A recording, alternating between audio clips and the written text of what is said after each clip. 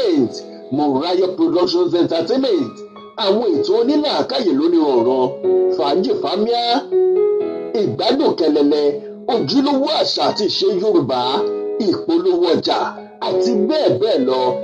MP Entertainment ibẹ̀ gan-an ládùn.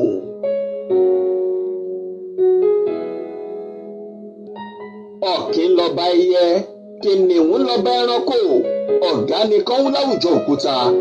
MP Entertainment, Morayo Productions Entertainment, àwọn ètò àgbọ́fikọ́gbọ́n, orin àgbọ́máyẹtí, àríyá rẹpẹtẹ, gbígbé àṣà àti ìṣe wa lárugẹ, ìpolówó ọjà.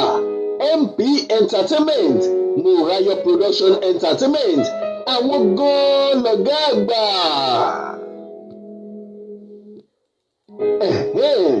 Ó dé, ó lálẹ́ wò, ó làkọlẹ̀ ká bí òṣùmàrè.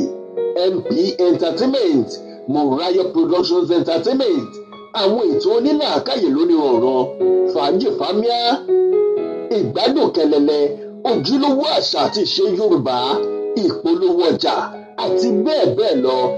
MP Entertainment ibẹ̀ gan-an ládùn.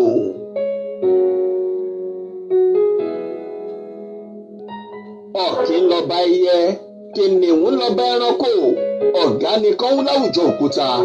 MP Entertainment, Morayo Productions Entertainment, àwọn ètò àgbọ́fikọ́gbọ́n, orin àgbọ́máyẹtí, àríyá rẹpẹtẹ, gbígbé àṣà àti ìṣe wa lárugẹ, ìpolówó ọjà.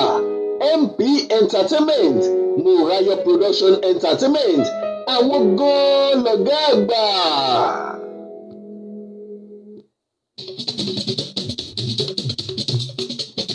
Wálé kádàrá wá já wá sí, Wálé kádàrá wá já wá sí, wá ṣe kínní ẹ fún wa bó ṣe máa ń ṣe fún wa tẹ́lẹ̀ o. Gbogbo wa ti rẹ́dì, a ti retí ti pẹ́ o, a ti mọ̀ pé wọ́n ló lè já wa sáwọn ohun tuntun tó ń lọ níta o. Wálé kádàrá wá já wá sí, Wálé kádàrá wá já wá sí, wá ṣe kínní ẹ fún wa bó ṣe máa ń ṣe fún wa tẹ́lẹ̀ o. Gbogbo wa ti rẹ́dì, a ti retí ti pẹ́ o, a ti mọ̀ pé wọ́n ló lè já wa sáwọn ohun tuntun tó ń lọ níta o. Ó yẹ kó lé ní gbogbo ibi tí ẹ ti ń láǹfààní àti gbọ́ mi o. Ọmọ elégbèdé mọ́bọ̀dì ní ìkẹjìrè ẹ̀yà. Ó yẹ bá ń sọ fáwọn tí wọ́n ì tí ì wá online, ẹ bá ń sọ fún wọn pé come online, come online. Wàláhì mo fọ́ fún Wálé.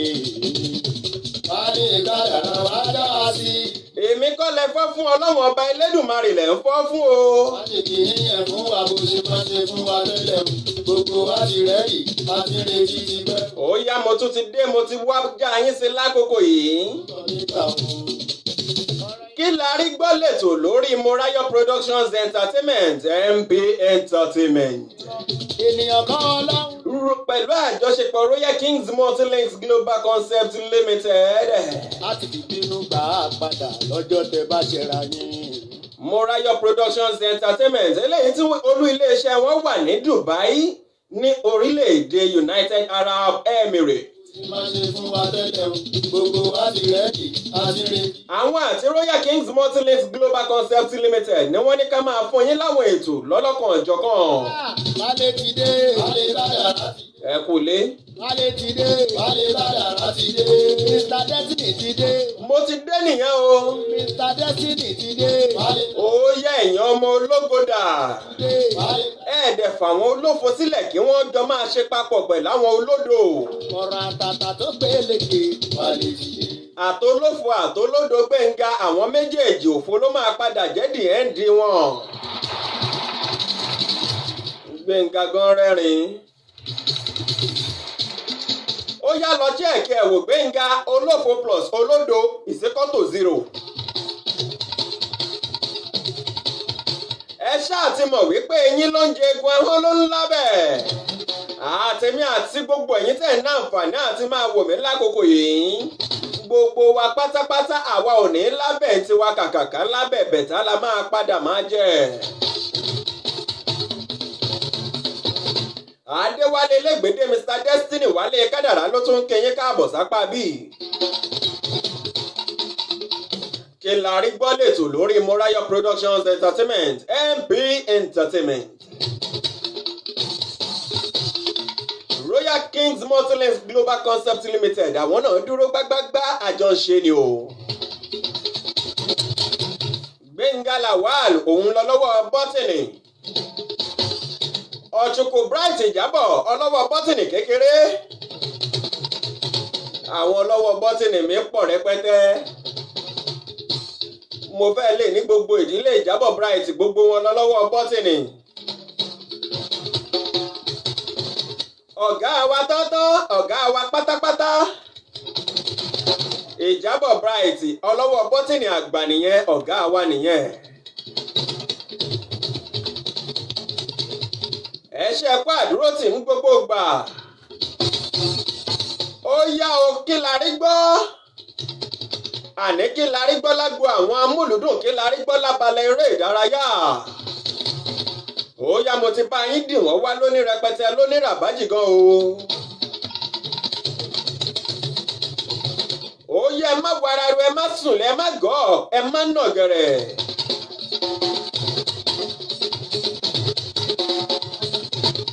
Ẹ̀yin náà ti mọ̀ yìí pé abala méjì òun ni ètò ìkílarígbọ̀ yìí ló máa ń já sí. Abala àkọ́kọ́ láti máa ń ṣe ìròyìn amúlòdùn. Abala kejì ni ìròyìn eré ìdárayá.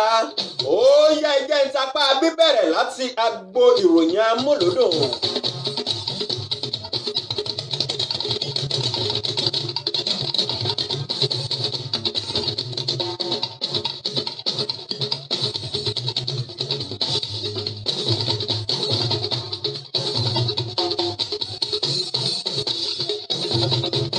Eléyìí tó kọ́kọ́ wọlé ní yàjóyàjó eléyìí tí màá fi máa ṣíde fún ìròyìn amúlùdùn eléyìí tó wà lọ́wọ́ mi bíbá yìí níbẹ̀ ni mo ti rí Cynthia Morgan ẹ ti mọ̀ olórin takasúfèé nì lóbìnrin eléyìí tó gbé sórí ẹ̀rọ ayélujára wípé ẹni tó jẹ́ ọ̀gá ìtẹ́lẹ̀ ìyẹn Jude Okoye ó mà gbé sórí ẹ̀rọ ayélujára ó ní Jude Okoye wá fún mi lówó mi o wá fún mi lówó mi nítorí mi ò mọ owó tí mo jẹ́ tó ń pariwo fún gbogbo èèyàn káàkiri wípé mo jẹ́ lówó bẹ́ẹ̀ sì rí mi ò ní owó kankan tí mo jẹ́ ó wá ń gbé sórí ẹ̀rọ ayélujára ó ń gbé káàkiri ó ń gbèrò yẹn lẹ́jẹ̀ kiri wípé mo jẹ́ lówó tó bá rí bẹ́ẹ̀ Jude Okoye ìwọ gan ló jẹ mí lówó ó yá máa bọ̀ wá sanwó mi fún mi o Jude Okoye wá sanwó mi fún mi.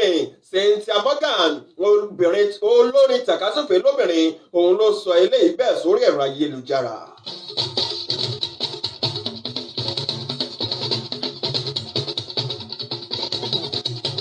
Ó yẹ pàtẹ́wọ́ pàpàpà Mercy Johnson Okoji ẹni tó jẹ́ òṣèrébìnrin eré àgbéléwò èdè òyìnbó òun àti ọkọ ẹ̀ Prince Okoji ní àwọn méjèèjì wọ́n máa gbé sórí ẹ̀rọ ayélujára lọ́tún lósì àtọkọ àtìyàwó kí ni wọ́n gbé sórí ẹ̀rọ ayélujára gan tí mo ṣe ní kẹ́ máa pàtẹ́wọ́ pàpàpà.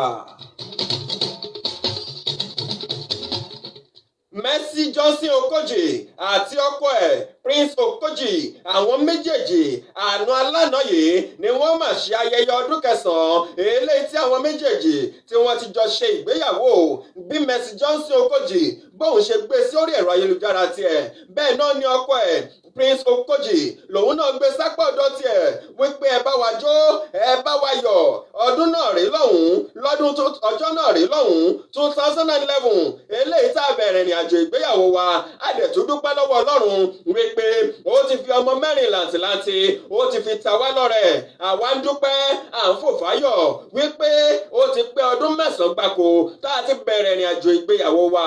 Mercy Johnson Okoji àtòun àtọkọ ẹ̀ Prince Okoji wọ́n ṣe ayẹyẹ ọdún kẹsàn-án eléyìí tí wọ́n ti bẹ̀rẹ̀ ìrìn àjò ìgbéyàwó wọn lánàá.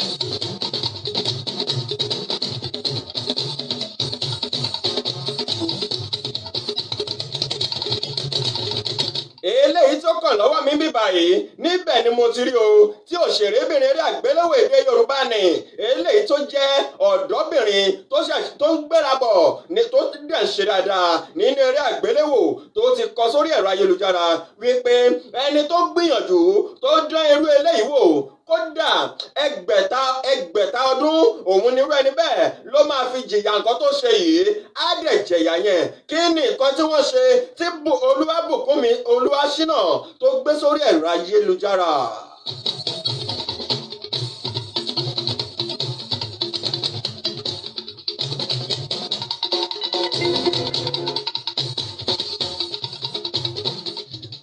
Gbogbo ẹ̀yin tẹ́ ẹ bá wà pẹ̀lú ẹ̀rọ ayélujára lákòókò yìí ẹ rí kinní kan tí wọ́n ń gbé sórí ẹ̀rọ ayélujára wípé ẹ wo ẹni àkọ́kọ́ bóyá tó kọ́kọ́ ṣe kinní kan tó kọ́kọ́ bóyá tẹ́ kọ́kọ́ jẹ búrẹ́dì ẹni àkọ́kọ́ tó kọ́kọ́ ṣe mísíkọ̀ ẹni àkọ́kọ́ tó kọ́kọ́ sọ pé ẹ wò ó mi ò ṣe jàre ẹni àkọ́kọ́ tó kọ́kọ́ já ọkùnrin kulẹ̀ ẹni àkọ́kọ́ tó kọ́kọ́ ṣe yàwúyàwú gbogbo oríṣiríṣi ẹ̀ ni wọ́n ń gbé sórí ẹ̀rọ ayélujára lọ́wọ́ yìí òun lẹ́nìkan ló wá gbé Olúwabùkúnmi Olúwaṣínà ló gbé sórí ẹ̀rọ ayélujára ìyẹn eléyìí tó ń gbé káàkiri yìí wípé pẹ̀lú àwòrán Olúwabùkúnmi wípé ẹ wo Bùkúnmi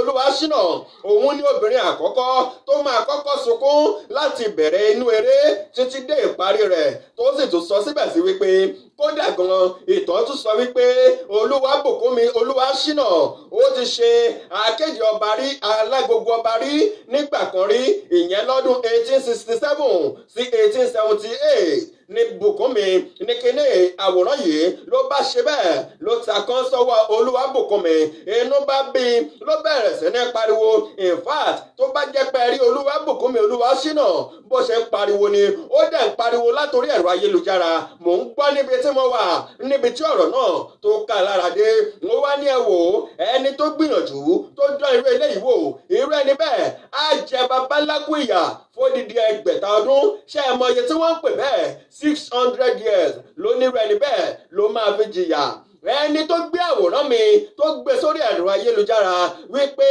èmi ni mo kọ́kọ́ jẹ́ obìnrin tó máa sunkún láti bẹ̀rẹ̀ eré dé ìparí rẹ̀ tó tún sọ wípé mo ti fìgbà kan rí jẹ́ alágbogbo ọba lọ́dún 1867 sí 1878 irú ẹni bẹ́ẹ̀ kó máa retí ìyà fún odidi 600 years Olúwabùkúnmi Olúwaṣínà òun ló gbé sórí ẹ̀rọ ayélujára bẹ́ẹ̀.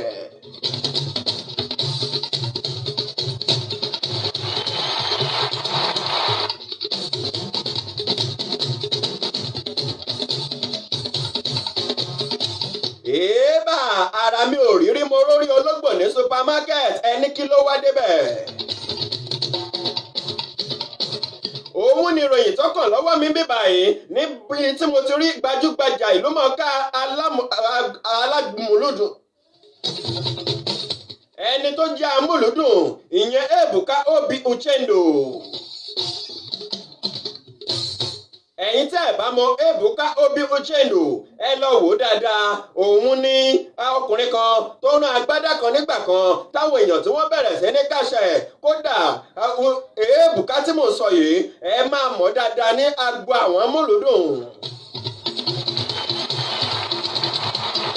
kí ni Ebuka kí ló wá ṣe o ó máa gbé sórí ẹ̀rọ ayélujára ó ní ẹ wo ọmọ mi ọmọ ọdún 3 eléyìí tó lè sọ èdè 4 gbáǹkọ́gbè ó ní ó máa sọ èdè 4 ọ̀hún láì kọsẹ̀ láì ní kọlóńkọ́hónú mo wá ní àwọn èdè wo ni ó ní ọmọ mi tẹ́ ń wò yìí ọmọ mi obìnrin yìí ó ní ó lè sọ èdè òyìnbó ìyẹn English ó lè sọ dáadáa èdè Faransé French ó ní ó gbọ́ French náà ó gbọ́ délẹ̀délẹ̀ mo ní ó bá ní kò tán síbẹ̀ ó ní ó tún gbọ́ Ìgbò gan pàápàá mo ní ìyẹn ọmọ ọdún 3 ó ní ó ní kò ìtàn o ó ní bí mo ṣe tún wú ọmọ yìí ó ní ó tún gbọ́ pidgin English mo ní ìyẹn ọmọ ọdún 3 àwa tá a jẹ́ àgbàlagbà gan ẹyọ kan ṣogan agbára káká la fi ń lè sọ ká má wàá sọ yìí pé ọmọ ọdún 3 mo ní how come ẹ fẹ́ mọ bó ṣe jẹ́ àbí ẹ tẹ́ bá rí Ebuka kẹ́ ẹ béèrè lọ́wọ́ ẹ̀ pé báwo ló ṣe jẹ́.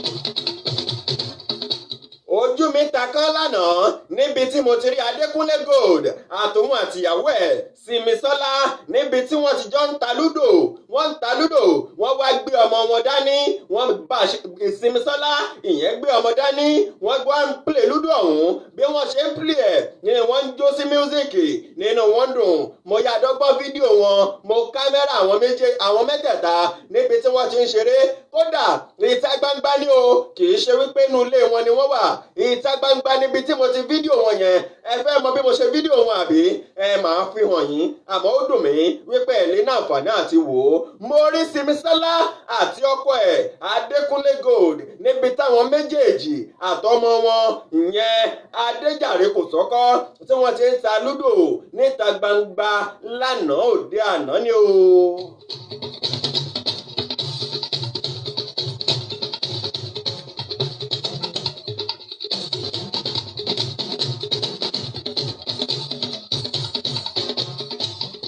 ẹ wò ó tí ò bá sí nínú ayé mi ọ̀tá mi máa dàbí òkú ni èmi kọ́ mo sọ bẹ́ẹ̀ o ẹni tó jẹ́ máníjà fún àwọn olórin ìyẹn Túnjí eléyìí tí gbogbo wa mọ̀ sí T.O.Bills ìyẹn Túnjí Balógun òun ló máa gbé sórí ẹ̀rọ ayélujára tó fi àwòrán obìnrin tuntun eléyìí tóun àti ẹ̀ tí wọ́n jọ ń ṣe wọléwọ̀de báyìí tó gbé sórí ẹ̀rọ ayélujára ó ní ẹ wò ó bí mo ṣe wà yìí obìnrin yìí eléyìí tèmi àti ẹ̀ tá a ṣe jọ bẹ̀rẹ̀ ìrìn àjò owó wa yìí tó bá kúrò nínú ayé mi á jẹ́ wípé ọ̀tá mi ti dòkú nìyẹn o fún ìdí èyí máa máa gẹ̀ ní bó ṣe wà yìí nítorí wípé mo ti kán lu agbámi ìfẹ́ mo ti wà lágbàlá ìfẹ́ kódà iná ìfẹ́ gan kò lè jó mi T.O.Bills ó gbé sórí ẹ̀rọ ayélujára àwòrán obìnrin tuntun eléyìí tí wọ́n jọ ṣe wọléwọ̀de wípé ẹ wò ó mo ti rẹ́ni kejì mi T.O.Bills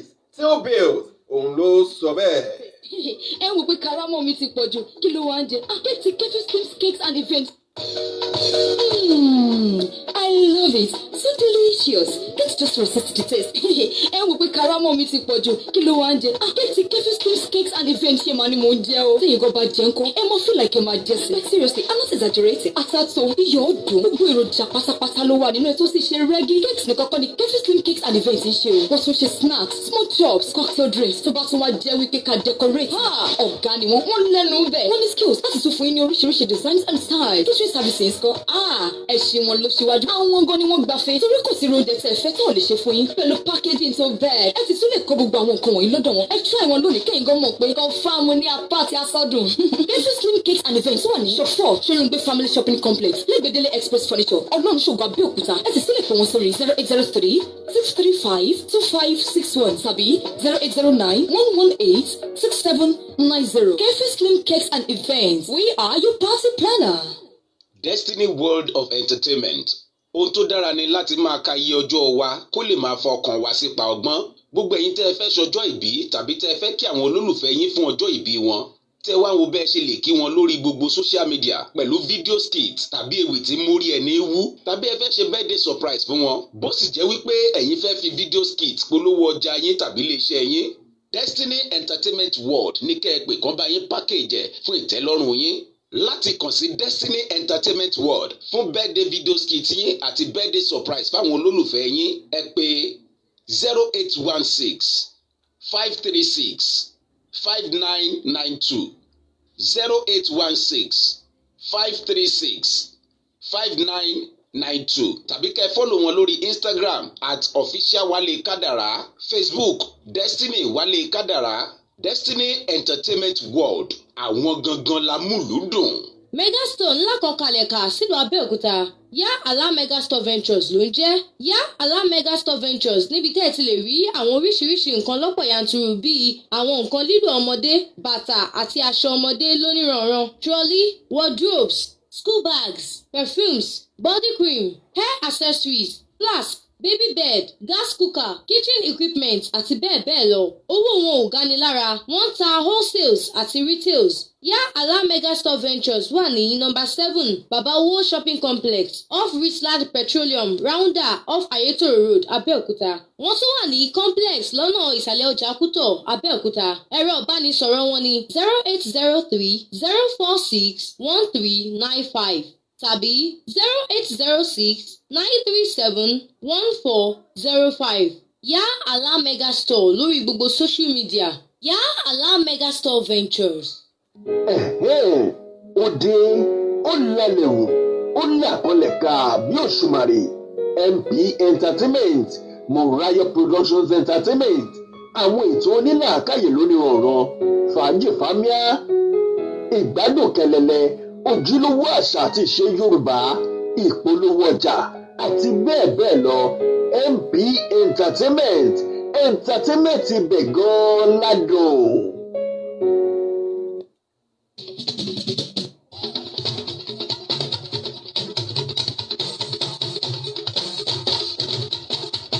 Ẹ káàbọ̀ padà látẹ̀ka ìpolówó ọjà.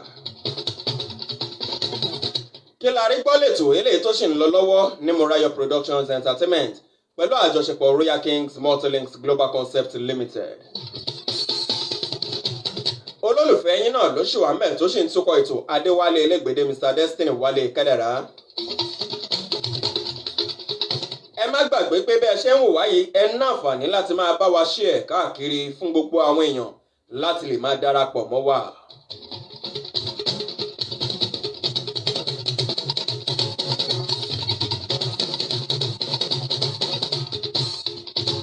Mo ṣì wà lórí ìròyìn amúlòdùn.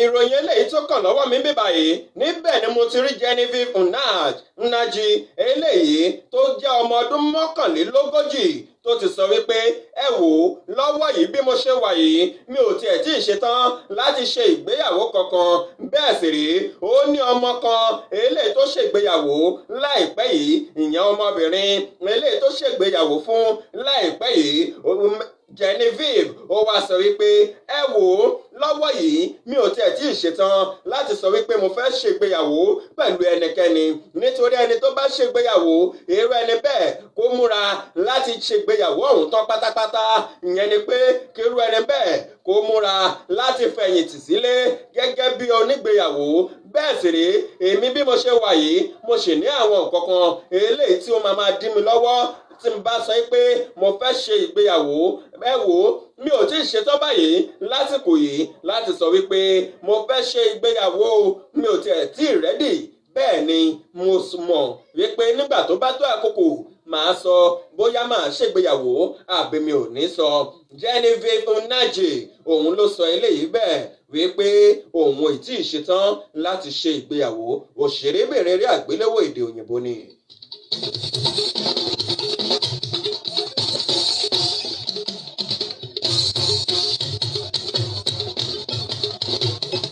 Eléyìí tó kàn lọ́wọ́ mi bí báyìí níbẹ̀ ni mo ti rí ọmọbìnrin kan eléyìí tó sọ yìí pé òun gbìyànjú láti bá Timi Dakolo òun gbìyànjú láti bá ya fọ́tò níbi ayẹyẹ kan táwọn ti pàdé ó ní ṣe ni Timi Dakolo tó máa wọ́ òun tuuru túnlẹ̀ ó ní kódà gan fọ́tò lásán lòun náà fẹ́ yà àmọ́ ìṣọwọ́ tí Timi Dakolo tó fi wọ́ òun tuuru tú ó wọ́ òun ẹ̀yìn òun gbólẹ̀ ó ní ojú tí òun ṣàràṣà ó ní kódà gan ojú tì eléyìí tó ṣe fóun yìí lòun fi délé ó dẹ̀ dú òun gan ni o kódà gan omi jẹ́ bọ́ lójú òun kì í tiẹ̀ ṣe kékeré ni ó ní ẹ wò Timi Dakolo nígbà tí mo fẹ́ ya fọ́tò pẹ̀lú ẹ̀ ó dojú tì mí ó disgrace mi ó embarrass mi eléyìí tó dẹ̀ dùn mí gan ló bá tún padà ló wọ́nà títí tó fi rí i pé wípé ọ̀rọ̀ yìí òun kọ sórí ẹ̀rọ ayélujára eléyìí tó wà lórí ẹ̀rọ ti Timi Dakolo gbẹ̀lú lọ́rọ̀ yìí ló bá takọ́ sójú Timi Dakolo wípé ṣé lóòótọ́ wípé mo wọ ẹ tuurutu èmi ò mà mọ̀ ó dáná tó bá rí bẹ́ẹ̀ ó yá jẹ́ káwa méjèèjì jẹ́ ká mọ bá a ṣe máa pàdé kí n wá tọ́jú kájọ ṣeré jáde kí n gbé ẹ jáde kí n lè mú ìtìjú yẹn kí n lè mú kúrò ńbẹ̀. Obìnrin kan ó sọ wípé Timi Dakolo ó yẹ̀yẹ́ òun ní patí ibi táwọn ti pàdé lọ́jọ́ kan ṣùgbọ́n ó ṣàráàyè tó fi kọ sórí ẹ̀rọ ayélujára ti Timi Dakolo wípé nǹkan tó ṣe ó dùn òun gan ni o ní Timi Dakolo ló bá sọ pé tó bá rí bẹ́ẹ̀ má bínú jẹ́ kájọ jáde kí n fìyẹn tù ẹ́ nínú.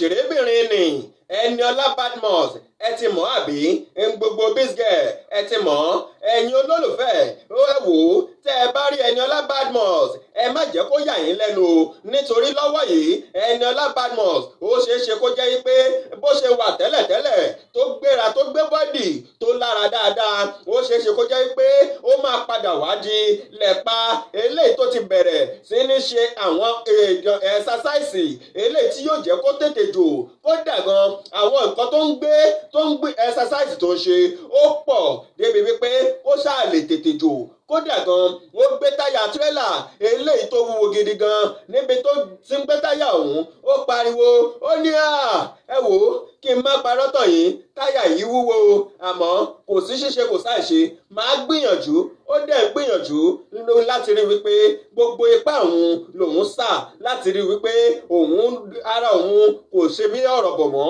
òun padà sí òun ṣe bí ilẹ̀ pa ẹ wò ó tẹ́ ẹ bá padà rí Ẹniọlá Badmus lẹ́yìn wá ọ̀la tó ti dilẹ̀ pa ẹ má jẹ́ kó yà yín lẹ́nu ó ti bẹ̀rẹ̀ sí ní ṣe ẹ̀sásáìsì ló ní kíkankíkan láti lè dilẹ̀ pa o.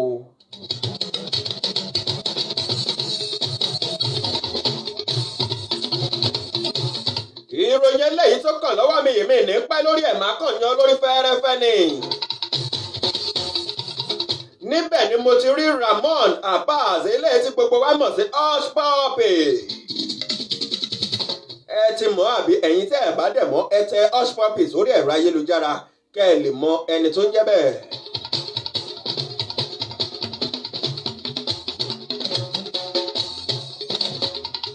Hush Puppy adájọ́ má béèrè lọ́wọ́ ẹ wọ́n ní Hush Puppy ó jẹ̀bi ẹ̀sùn tí wọ́n fi kàn ẹ́ wípé ó lu jìbìtì orí ẹ̀rọ ayélujára àbí ó jẹ̀bi nígbà tí Hush Puppy ìyẹn Ramon Abbas tó máa sọ̀rọ̀ ó ní olúwa mi ẹ wò ó ẹ ṣíjú àánú wò mí lọ́rọ̀ tó wà nílẹ̀ yìí mi ò jẹ̀bi rárá àti rárá ni mi ò jẹ̀bi o olúwa mi mi ò jẹ̀bi Hush Puppy òun ló máa ń sọ bẹ́ẹ̀ fún ilé ẹjọ́ nílùú Amẹ́ríkà wípé ẹ wò ó mi ò jẹ̀bi o mi ò jẹ̀bi olúwa mi. mi ò lè pẹ́ lórí ẹ̀ ẹ ti mọ̀ pé ọ̀rọ̀ tó bá ti wà nílé ẹjọ́ ìwọ̀nba lèèyàn ń sọ mọ́.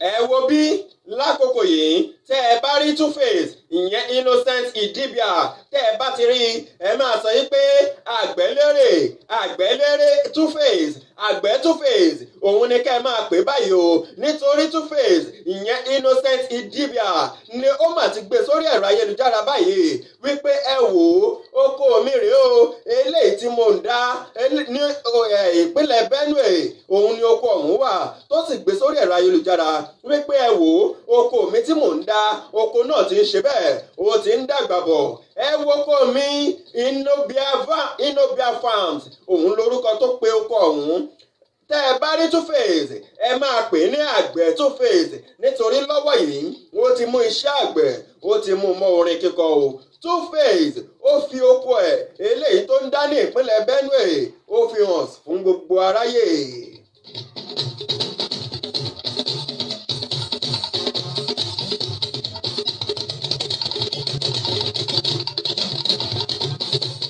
ọ̀rọ̀ kòró yìí kò sára tí ò fi gbogbo àwọn èèyàn dá pàápàá jùlọ àwọn amúlòdùn. oníkálukú ló yà ń mú bísínẹ́sì lọ́kọ̀ọ̀kan èjèèjì. ńgbà tó oníkálukú òròde lọ oníkálukú gbogbo àwọn amúlòdùn gbogbo wọn ló ti do ní bísínẹ́sì tán.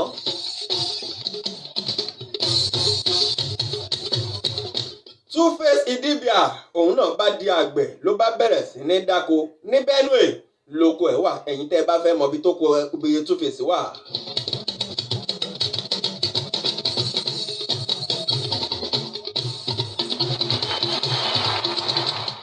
ìròyìn eléyìí tó kàn lọ́wọ́ mi nínú ìròyìn amúlòdùn òun náà mà ni mo ti rí o ẹni tó ṣe àṣekágbá tó jáwé olúborí nínú bíbí Naija ìyẹn Big Brother Naija ti ọdún 2019 Mercy Eke níbi tó ti fi ìyàlẹ́nu ńlá tó ṣe fún ẹ̀gbọ́n ẹ̀ eléyìí tó ṣe bẹ́ẹ̀ díẹ̀ lẹ́ni gangan kí ló ṣe fún ẹ̀gbọ́n ẹ̀ yìí ìyàlẹ́nu ńlá wo ló ṣe fún un.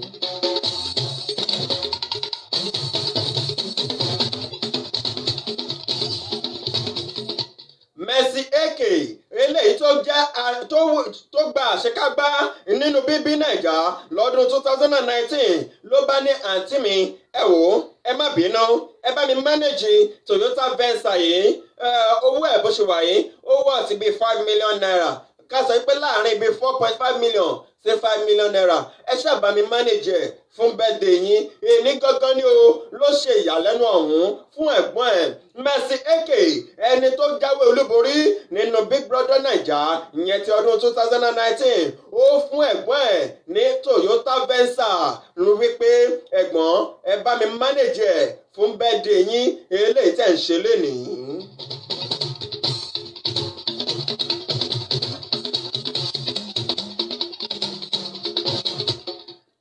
tó sì kọ ọ̀pọ̀lọpọ̀ ọ̀rọ̀ sórí ẹ̀rọ ayélujára wípé ẹ wò ó àǹtí mi mo lọ́ọ̀fù yín gan ni o inú mi dùn láti bá yín ṣe ayẹyẹ ọjọ́ ìbí yín tèní ẹ wò ó ẹ bá mi mánéjì wọn bá ẹ̀bùn tí mo fún yín yìí ni o nígbà míì mo mọ̀ yín pé màá tún ṣe dáadáa jù báyìí lọ. Mercy Eke ó ṣe surprise package ó fún ẹ̀gbọ́n ẹ̀ eléyìí tó jẹ́ obìnrin ní mọ́tò Venza.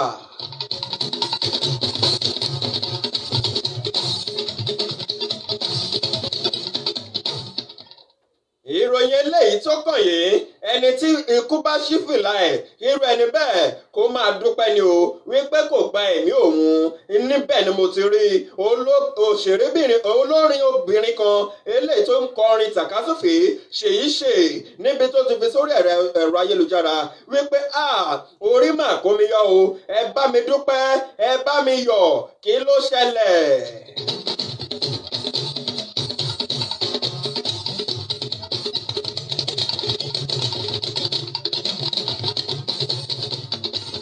mọ́tò tírélà kan òun ló máa yà lọ bá Ṣèyíṣe nípínlẹ̀ Èkó lánàá tó sì jẹ́ wípé mọ́tò tí Ṣèyíṣe ìyẹn Range Rover eléyìí tó ń gbé lọ mọ́tò tírélà ọ̀hún ó sì bà ẹ̀gbẹ́ rẹ̀ jẹ́ ṣùgbọ́n ọpẹ́ ni fọ́lọ́run wípé Ṣèyíṣe ó wà lálàáfíà nǹkan kan ò ṣe é Ṣèyíṣe wá sọ pé ẹ wò ó Ọlọ́run ló mà kó mi yọ kódà gan sẹ́rí ńgbà tí tírélà yìí tọ́rọ̀ yìí tó ṣẹlẹ̀ ó kọ́kọ́ dàbí àlá lójú mi ni mo ṣe bóyá mo ti rí ọ̀run àmọ́ ńgbà tí mo máa rí ẹni tó máa bọ́lẹ̀ nínú tírélà ọ̀hún mo kọ́kọ́ wòó pé ta leléyìí ṣẹ́ni tó ń wa tírélà náà rí ẹni náà ó ní ẹ wò ó kó tá a bá ní ká fi wé kò ju bí ọmọ ọdún 9 lọ lóyún ní bóun ṣe rí nítorí ẹni yìí ohun tí ẹ kọ́kọ́ rò pé ọmọdé ni ṣùgbọ́n àgbàlagbà díẹ̀ ni ó kàn jẹ́ pé ẹni yìí kò ga dáadáa ni bẹ́ẹ̀ sì rí òun ò mọ nǹkan tó ṣẹlẹ̀ tó fi di pé ó kọlu òun ó ní ẹ wò lóòótọ́ Range Rover òun ó ní ó ti bàjẹ́ ṣùgbọ́n ẹ̀mí wà òun dúpẹ́ wípé ẹ̀mí òun ó wà lálàáfíà. àtúnṣe snacks small chops cocktail drinks tó bá tún wá jẹ́ wípé ká decorate ọ̀gá ni wọ́n ní.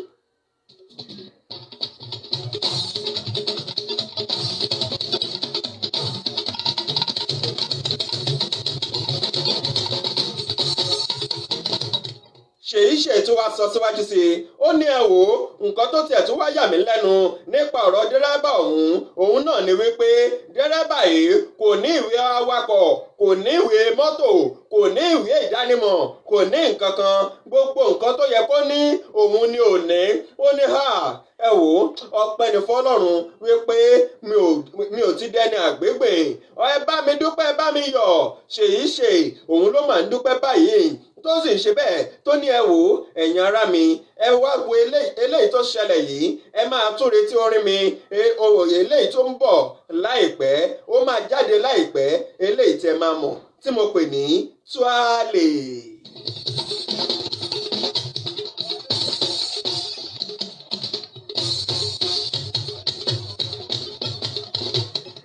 ẹ jẹ́ kí n máa fẹ́ lẹ́yìn káàdì ìròyìn amúlùdùn yẹn kúrò ńbẹ̀. òǹkọrin rẹ́gẹ́nì tó dolóògbé lọ́jọ́ kìíní àná Majek Fashek òun ni wọ́n ti sin ní ìlú Amẹ́ríkà báyìí ní ọjọ́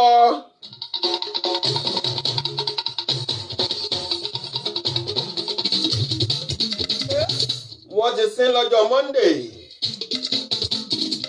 Majek Fashek ó ti dẹni àkọlẹ̀bò kọ́lọ́wọ́n ọba Elédùmarè kó bá wa tẹ̀ sí afẹ́fẹ́ rere. wọ́n ti sin o Majek Fashek olórin rẹ́gẹ́nì tó dolóògbé wọ́n ti sin ní ìlú Amẹ́ríkà lọ́jọ́ Monday.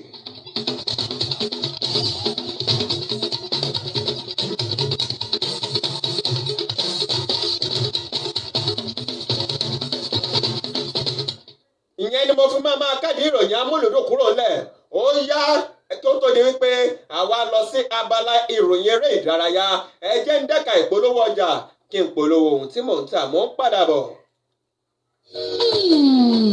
I love it. So delicious. Let's just resist the taste. Ẹ wò pé karamọ́ mi ti pọ̀ jù. Kí ló wá ń jẹ? Kẹ́tì Kefis Creams Cakes and Events ṣe máa ní mò ń jẹ o. Tí ìgò bá jẹ nǹkan, ẹ mọ̀ feel like ẹ máa jẹ sí. Like seriously, I'm not exaggerating. Àtàtò iyọ̀ ọdún. Gbogbo èròjà pátápátá ló wà nínú ẹ̀ tó sì ṣe rẹ́gí. Cakes nìkan kọ́ ni Kefis Creams Cakes and Events ń ṣe o. Wọ́n tún ṣe snacks, small chops, cocktail drinks tó bá tún wá jẹ́ wípé ká decorate. Ọ̀gá ni wọ́n lẹ́nu bẹ̀. Wọ́n ní skills láti tún fún yín ní oríṣiríṣi designs and styles. Catering services kọ́. Ẹ̀sìn wọn ló ṣíwájú. Àwọn gan ni wọ́n gbafẹ́. Torí kò sí oúnjẹ tẹ̀ fẹ́ tó lè ṣe fún yín. Pẹ̀lú packaging tó bẹ́ẹ̀. Ẹ sì tún lè kó gbogbo àwọn nǹkan wọ̀nyí lọ́dọ̀ wọn. Ẹ try wọn lónìí kẹ́yìn gan mọ̀ pé confirm ní apá àti asọ́dún. Kefis Creams Cakes and Events wà ní Shop 4 Ṣẹ́rìngbé Family Shopping Complex Lẹ́gbẹ̀dẹ́lẹ̀ Express Furniture Ọlọ́run ṣògo Abẹ́òkúta. Ẹ sì sílẹ̀ pé wọ́n sórí 0803-635-2561 tàbí 0809-118-6790. Kefis Creams Cakes and Events. We are your party planner. Destiny World of Entertainment. Ohun tó dára ni láti máa ka iye ọjọ́ wa kó lè máa fa ọkàn wa sípa ọgbọ́n. Gbogbo ẹ̀yin tẹ́ ẹ fẹ́ ṣọjọ́ ìbí tàbí tẹ́ ẹ fẹ́ kí àwọn olólùfẹ́ yín fún ọjọ́ ìbí wọn. Tẹ́ wá wo bẹ́ẹ̀ ṣe lè kí wọn lórí gbogbo social media pẹ̀lú video skit tàbí ewì tí mórí ẹni wú tàbí ẹ fẹ́ ṣe birthday surprise fún wọn. Bó sì jẹ́ wípé ẹ̀yin fẹ́ fi video skit polówó ọjà yín tàbí iléeṣẹ́ yín. Destiny Entertainment World ní kẹ́ ẹ pè kán bá yín package ẹ̀ fún ìtẹ́lọ́rùn yín.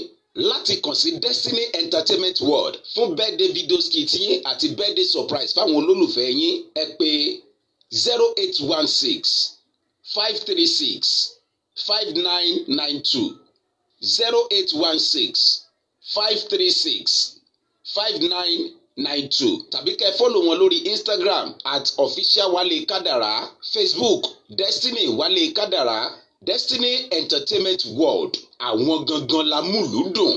Megastore ńlá kan kalẹ̀ kà sílùú Abẹ́òkúta Yá Àlá Megastore Ventures ló ń jẹ́. Yá Àlá Megastore Ventures níbi tẹ́ ẹ ti lè rí àwọn oríṣiríṣi nǹkan lọ́pọ̀ yanturu bíi àwọn nǹkan lílò ọmọdé, bàtà àti aṣọ ọmọdé lóníranran, trolley, wardrobes, school bags, perfumes, body cream, hair accessories, flask, baby bed, gas cooker, kitchen equipment àti bẹ́ẹ̀ bẹ́ẹ̀ lọ. Owó wọn ò gani lára, wọ́n ń ta wholesales àti retails. Yá Àlá Megastore Ventures wà ní number 7 Babawo Shopping Complex off Richland Petroleum Rounder off Ayetoro Road Abẹ́òkúta. Wọ́n tún wà ní complex lọ́nà ìsàlẹ̀ ọjà Kútọ̀ Abẹ́òkúta. Ẹ̀rọ ìbánisọ̀rọ̀ wọn ni 0803-046-1395 tàbí 0806-937-1405. Yá Àlá Megastore lórí gbogbo social media. Yá Àlá Megastore Ventures. Ó fàyà gbé, ó gbé sẹ́sẹ̀, ó gbà sókè, jù à nínú àwọn. It is a goal! Ẹ káàbọ̀ sábàlẹ̀ eré ìdárayá tóní pẹ̀lú Wálé Kádàrá. Ẹ káàbọ̀ sábàlẹ̀ eré ìdárayá tóní pẹ̀lú Wálé Kádàrá. Ẹ káàbọ̀ padà.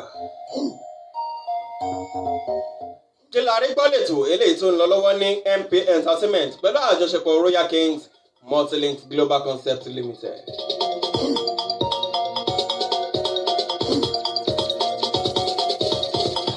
Olólùfẹ́ yín àyànfẹ́ yín náà ló ṣì wà ń bí o Adéwálé Elégbèdé Mr Destiny Wálé Kádàrá.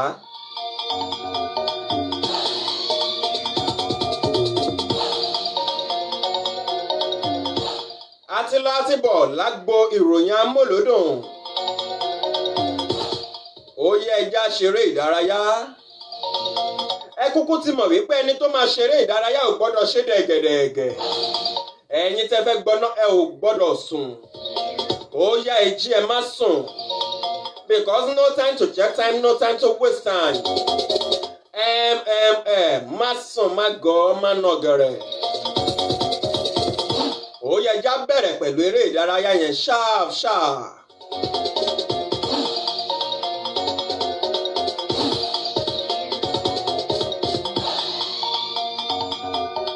Ìròyìn eré ìdárayá tí mo máa kọ́kọ́ fi ṣíde níbẹ̀ ni mo ti rí o wípé àwọn agbábọ́ọ̀lù márùn kan lórí tí wọ́n jẹ́ ọmọ orílẹ̀-èdè Nàìjíríà tí wọ́n nílò pàṣípààrọ̀ nínú ẹgbẹ́ agbábọ́ọ̀lù tí wọ́n wà láti lè mọ bí ipò eléyìí tí wọ́n máa wà nínú ẹgbẹ́ agbábọ́ọ̀lù orílẹ̀-èdè Nàìjíríà gẹ́gẹ́ bẹ́yìn náà ṣe mọ̀ wípé ẹgbẹ́ agbábọ́ọ̀lù Super Eagles wà lórílẹ̀-èdè Nàìjíríà wọ́n máa bẹ̀rẹ̀ 2021 African Cup of Nations qualifying match wọn ní oṣù kọkànlá ìyẹn ní November nígbà tó bá di ọdún tó ń bọ̀ May nínú oṣù karùn-ún May ọdún tó ń bọ̀ wọ́n á bẹ̀rẹ̀ fún ìdíje ìgbáradì wọn fún ti 2022 World Cup qualification.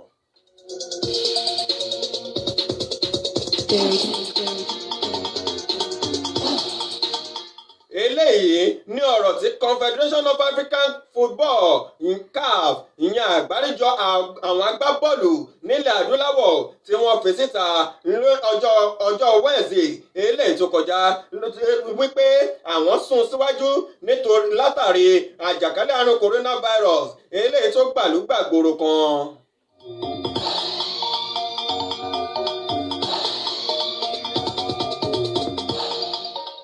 Bí Super Eagles bí wọ́n ṣe máa wá bẹ̀rẹ̀ pẹ̀lú 2021 AFCON qualifying match wọn ìyẹn nínú oṣù kọkànlá gbogbo wọ́n ti wá rí dájú wípé àwọn márùn kan wà tí wọ́n nílò pàṣípààrọ̀ láti inú ẹgbẹ́ agbábọ́ọ̀lù tí wọ́n wà kí wọ́n lè mọ ààyè tí wọ́n máa fi wọ́n sí nínú ẹgbẹ́ agbábọ́ọ̀lù orílẹ̀-èdè Nàìjíríà àwọn márààrún ọ̀hún ẹnìkẹ́ni Jamiu Collins eléyìí tó wà ní SC Paderborn ní Germany Taiwo Aweniyi ìyẹn wà ní Liverpool ní England Isaac Success ó wà ní Watford ní England Kenneth Omeru Sidi Leganes Spain lòun wà tiẹ̀ Chidozie Awazem FC Porto ní Portugal òun lòun wà. Àwọn àwọn agbábọ́ọ̀lù márùn-ún tí wọ́n jẹ́ ọmọ orílẹ̀-èdè Nàìjíríà tí wọ́n nílò pàṣípààrọ̀ kí wọ́n lè mọ àyè tí wọ́n máa fi wọ́n sí òun náà ni mo ti dárúkọ wọn fún yín yìí o.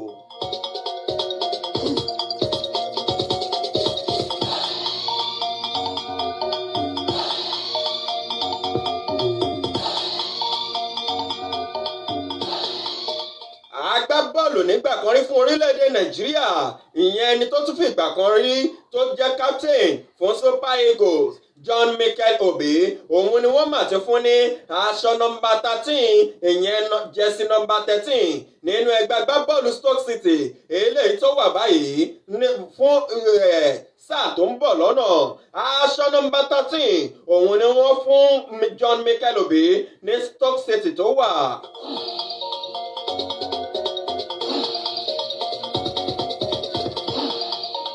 Tẹ́ ò bá gbàgbé Mikel Obi James Chester Stephen Fletcher àti John Mikel Obi òun ni ẹgbẹ́ agbábọ́ọ̀lù Stoke City tí wọ́n buwọ́lù ní sáà tó olùkọjá yìí bẹ́ẹ̀ sì rí wọ́n ti wá wà lọ́dọ̀ wọn tí wọ́n sì ti fún oníkálukú wọn ní nọ́mbà wọ́n fún Mikel Obi wọ́n fún ní jẹ́sí nọ́mbà 13 wọ́n fún James Chester wọ́n fún ní nọ́mbà 3 wọ́n fún Stephen Fletcher wọ́n fún yẹn ní jẹ́sí nọ́mbà 21.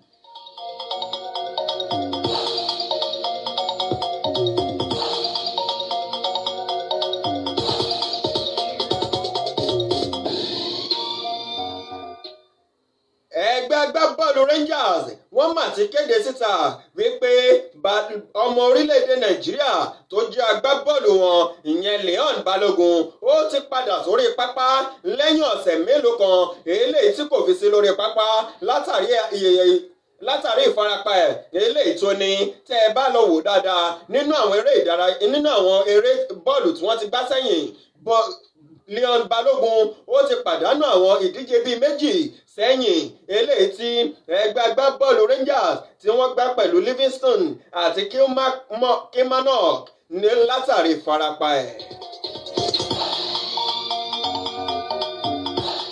ṣùgbọ́n ní bí mo ṣe ń bá yín sọ̀rọ̀ yìí Leon Balogun ó ti padà sórí pápá ó sì ti bẹ̀rẹ̀ sí ní bá wọn ṣe training kódà gan ìdíje tó ń bọ̀ lọ́la láàrin àwọn àti Hamilton Academical ó máa bá wọn kópa o ó ti padà sórí pápá Leon Balogun ọmọ orílẹ̀-èdè Nàìjíríà tó ń gbá bọ́ọ̀lù fún ẹgbẹ́ agbábọ́ọ̀lù Rangers ó ti padà sórí pápá lẹ́yìn ìfarapa ẹ̀ tó ní fọ́sẹ̀ díẹ̀.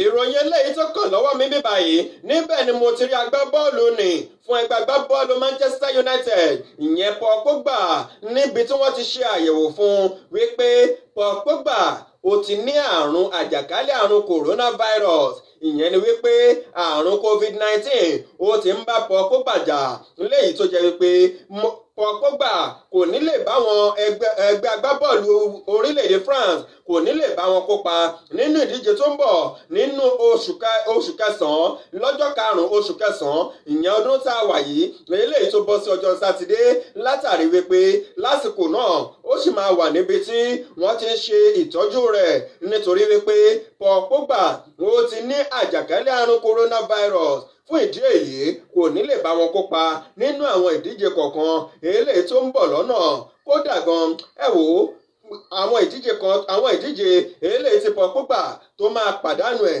kò ní jẹ́ kékeré.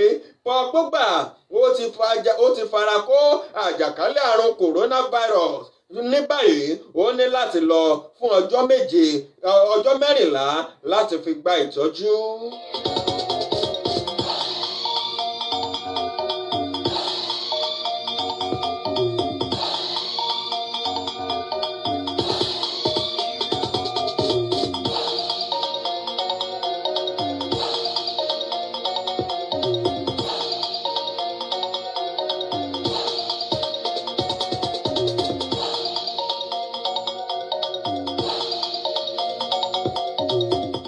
ìròyìn eléyìí tó kàn lọ́wọ́ mi ń bí báyìí lábala eré ìdárayá níbẹ̀ ni mo ti rí o ẹni tó ti fi ìgbà kan rí jẹ́ agbábọ́ọ̀lù fún ẹgbẹ́ agbábọ́ọ̀lù Chelsea ìyẹn Diego Costa tó sọ pé ẹ wò ó ṣeéṣe kó jẹ́ pé mo máa padà tó ṣiṣẹ́ lábẹ́ akọ́nimọ̀ọ́gbá Jose Mourinho lẹ́ẹ̀kan sí i.